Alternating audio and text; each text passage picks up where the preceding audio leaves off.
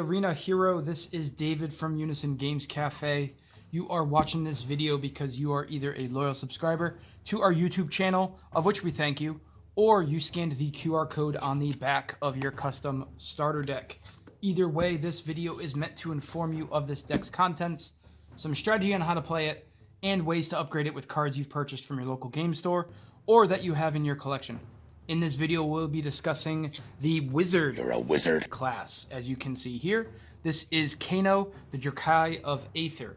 More so, this video will be a great resource to those who are looking on how to play the class, how they function in the game, and some strategies you can take advantage of. Wizard is very unique, so stay tuned. Without further ado, let's open this up and get started. Alright, when you open your deck, you will be presented with a ready-to-go constructed deck here in this bag. You have everything you need to play right here. The rest of these cards are the remaining cards that make up the playset of every common card for this hero from Arcane Rising. That's the set that Wizard was introduced. Let's spread out the contents of your constructed deck here and take a look. Guys, we have the constructed deck splayed out before me here. A lot of stuff to focus on, but let's start with the actual hero and weapon. We've got Kano, Dracai of Aether as our wizard hero. Now guys, if you are coming to this video from any of our other videos or even the Learn to Play, it is really going to turn the game on its head to play wizard. So stay with me and try to follow along here. The biggest thing about wizard, You're a wizard. is that very rarely are you going to have attack actions.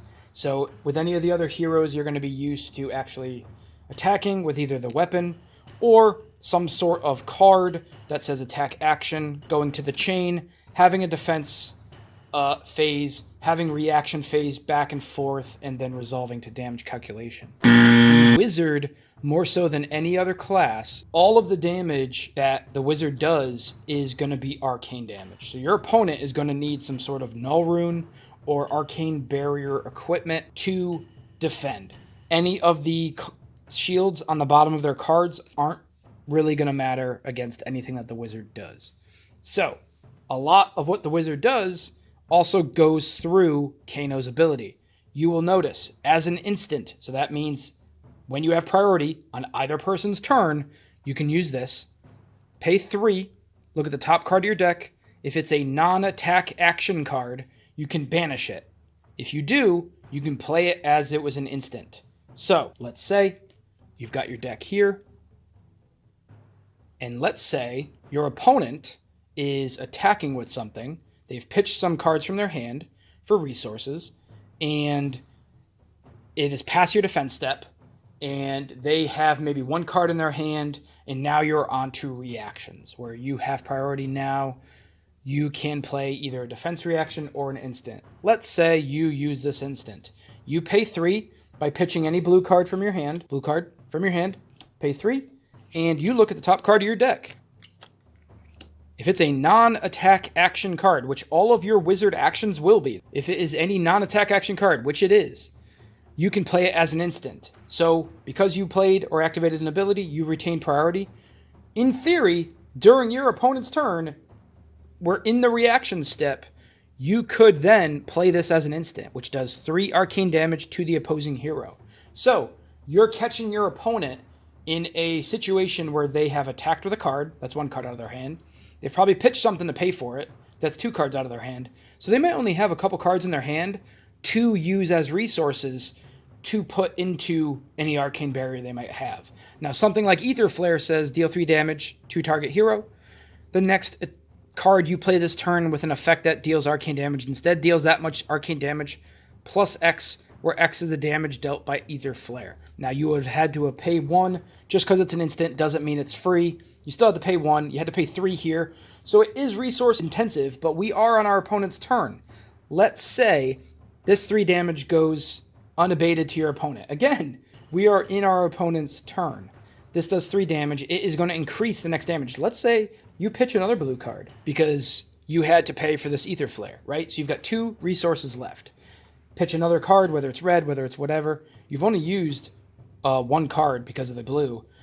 what you're doing is that you're not even utilizing cards from your hand necessarily. You're just using Kano's ability, and you'll notice it's not one per turn. So let's say you pump another 3 resources into Kano's ability, and you get something like an Aether Spindle, which costs 2, but if this is on top, deals 4 arcane damage to target opposing hero. It's going to get augmented by this Aether Flare that already hit. Now you're going to deal 7 damage. So you've dealt 10 damage while your opponent is mid-attacking you. You can then use the remaining cards that you have in your hand maybe to defend that attack. Your opponent ends their turn. They took 10 damage. You took 2 damage. You draw up, and we do it all over again. Now, that's not to say that during your turn, you can't just lead with an Aether Flare from hand. What I'm saying is that the fact that this is an instant, you can do this anytime you have priority, and that includes your opponent's turn. So the Kano ability, in conjunction with some of the other cards that augment each other, is going to give you a real combo feel to playing this deck. And you're going to want to try to do these big damage turns by either opting and making sure that whatever card you reveal with Kano is something that you actually want to happen, or by making sure your opponent has the minimal amount of cards. So if you're playing against somebody like a Guardian who might have to pitch 3 cards from their hand to then lead with something, they might not have any cards. They haven't drawn up. You could get all your damage in during that point in time where your opponent doesn't have anything to pump into their arcane barrier equipment. So Kano really operates in a space that other classes, if you've played the other classes, don't operate in. So it's definitely unique. Another point to be made about Kano, and more or less about his weapon here. For one, you can use as an instant. So let's say you use this, you banish Aether Flare, you go to play Aether Flare. As an instant, you play this first. This is going to give this +1. So now this is going to deal 4 damage, and now the damage that it's dealt is going to go into the next card that you play. So Crucible of Aetherweave is a great way to pump additional damage into stuff that cares about how much arcane damage you're doing. And that is Kano. Let's look at some of the equipment that you're getting with this deck. All right. So what we've got here is some of the equipment that you're going to get with the deck here. Robe of Rapture is the namesake card from Arcane Rising. You'll notice as an action, so this is going to take up your action point, destroy it to gain 3. Now, because this is an instant, it doesn't take an action point. So Robe of Rapture really is there to give you a free Kano activation. Maybe you have Kano'd and got that Aether Flare, but you're running low on resources and you really want to be able to play something. You can use that action point to give you more resources, hit Kano again for an instant, and get something to play off of that Aether Flare. That is your chest equipment.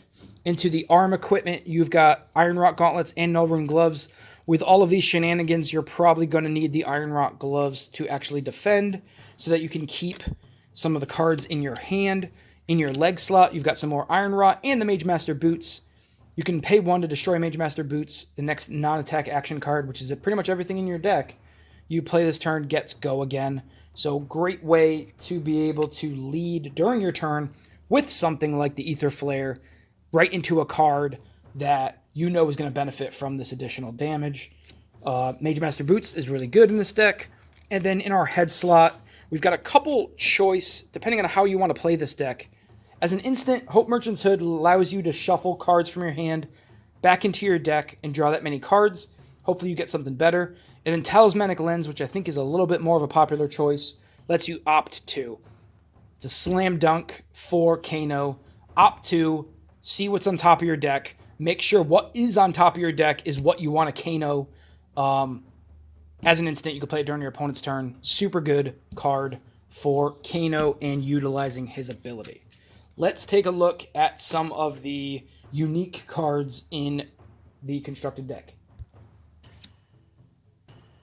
All right, guys, let's start with the card you've already seen before, and that is the Aether Flares. Now, we've got all different colors. Blues are going to be very important with the Wizard. You're a wizard. Because of that 3 cost to Kano's ability. Aether Flare, getting in damage, and then augmenting the next damage that you do during this turn is huge. There's going to be some cards that we're going to talk about in the ways to upgrade this deck that are going to be super important, that you're going to want higher damage counts. So Aether Flare, you've got your full set in there. An interesting card I only have 2 of in here is Index. If you have a weird turn where you're not able to use Kano efficiently, something like an Index, look at the top 5 cards of your deck, put 1 card from them on top and the rest on the bottom. So you're really just setting yourself up to be able to Kano something successfully. You can start your turn by indexing, find that card that you really need, whether it's an Aether Flare, something else, put that on top of the deck, Kano it, and really start your turn. So we've got a couple indexes in there. We also have Reverberates. So we got the yellows and the reds here. Reverberate just deals 3 damage to the opposing hero. If it deals damage, you can banish a wizard non-attack action card from your hand with cost less than or equal to the damage dealt by Reverberate. If you do, play it as it was an instant. So if Reverberate comes in, and let's say you trigger, after paying the 1, you trigger your weapon with it. So this Reverberate will be 4 damage after we utilize Crucible of Aetherwave. So if this 4 damage goes through, you could banish essentially any card from your hand and play it as an instant. So you've done 3 arcane damage, 4 arcane damage, banish a Scalding Rain, lets you play it as an instant for 4 more damage. So really good way to push a lot of damage on a turn. Also a great candidate for a card to get playing during your opponent's turn. Let's look at the card we just saw, and that is Scalding Rain. Scalding Rain is going to be used for resources, at least in the blue and the yellow aspects, but it's also just a great card to pump damage, especially being on the back end of something like you saw the Reverberate, or even like an Aether Flare that's going to increase the damage. Being able to just Scalding Rain and hitting for 6 is huge. And then a very similar to the Scalding Rain is your Zap. This would be probably the lowest end. Scalding Rain costing 1 resource, Zap costing 0. Same thing, straight arcane damage, just a little bit less. And then the top end of that is your Voltic Bolt. Voltic Bolt costing 2, but also offering the most arcane damage. A lot of turns, you're going to be pitching a blue Voltic Bolt to get your combo started, and then finishing it off with a Voltic Bolt, like a red one or a yellow one, that's going to deal 5 arcane damage, possibly with the Crucible pump, and another pump from like an Aether Flare to deal something like 8 arcane damage. And that is like the finisher of your combo, if you will. Voltic Bolt. Into Crucible of War, you have a cool entry called Snapback. Now, Snapback just deals 1 arcane damage. The thing with Snapback is that if you played another wizard non-attack action this turn, you can play Snapback as though it were an instant. So if you were to Kano a Aether Flare on your opponent's turn, and it deals 3 arcane damage, being able to follow it up with a Snapback as an instant because you played an Aether Flare is awesome. And then it's going to gain that benefit from the Aether Flare to deal 4 damage. Really cool ability to be able to Aether Flare off of your Kano on your opponent's turn, pump some additional resource with the Crucible. So now this is 4. This 4 is going to go into the Snapback, which now you can play as an instant. Only going to cost 1, so 1 blue card will pay for all of this. And this is going to deal 5 damage because of the Aether Flare on your opponent's turn. You just dealt 9 damage while they were mid-attack or getting ready to draw up. So Snapback allows you to do some of those crazy combos. Let's look at some of the rares. The first ones are Aether Spindle. Straight up just deals damage to your opponent for 2. This is a great card to play during your turn so that you can either draw cards or you can Kano into something that is going to really set you up.